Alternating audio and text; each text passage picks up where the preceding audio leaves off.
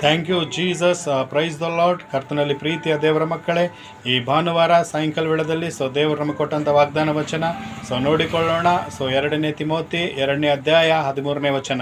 ಇಲ್ಲಿ ದೇವರ ವಾಕ್ಯ ಹೇಳುತ್ತದೆ, ನಾವು ನಂಬಿಗಸ್ತರಾಗಿಲ್ಲದಿದ್ದರೂ ಆತನು ಇನ್ನೂ ನಂಬಿಗಸ್ತನಾಗಿದ್ದಾನೆ ಎಂಬುದಾಗಿ.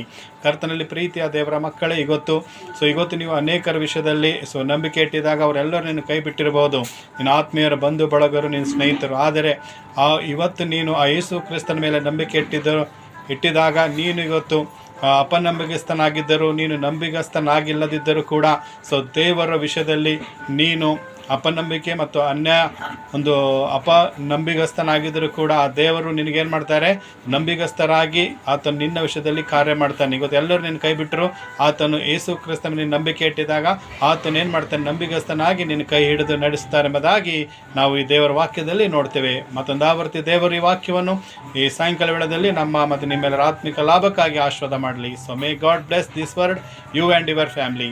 ಆಮೇನ್, amen. Thank you Jesus. Praise the lord.